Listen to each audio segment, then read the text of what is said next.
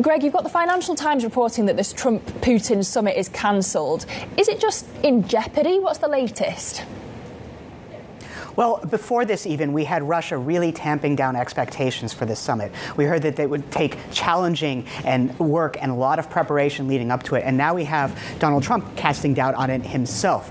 What seems to have happened is that Russia's Foreign Minister Sergei Lavrov held a call with U.S. Secretary of State Marco Rubio that was intended to plan on preparations for this intended summit. Obviously, the call did not yield much. There's no plans for the two to meet. But really what we have is Russia not really moving away from their maximalist demands. They've tamped down expectations for a ceasefire. They've thrown cold water on that demand from President Trump. They don't want a ceasefire right now.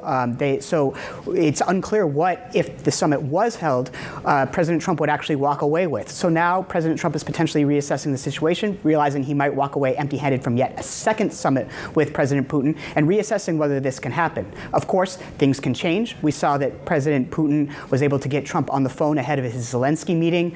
So again, things could change quickly. But as for now, there does seem to be a lot of doubt over what Russia is actually willing to offer and if they're even ready for a ceasefire, barring further pressure.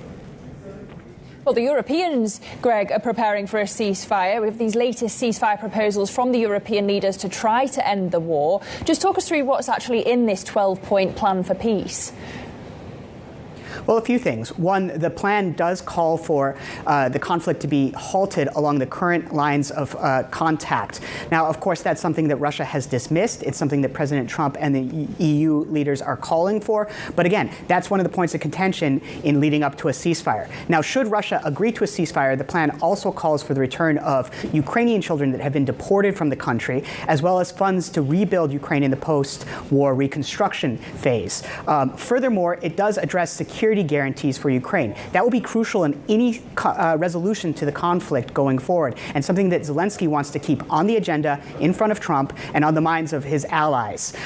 Again, one thing I would caution is that this envisions all of this after Russia agrees to a ceasefire. And as we know, with the summit now in doubt, it doesn't look like Russia is moving any closer to agreeing to a ceasefire, so it's unclear when all this will actually come to fruition.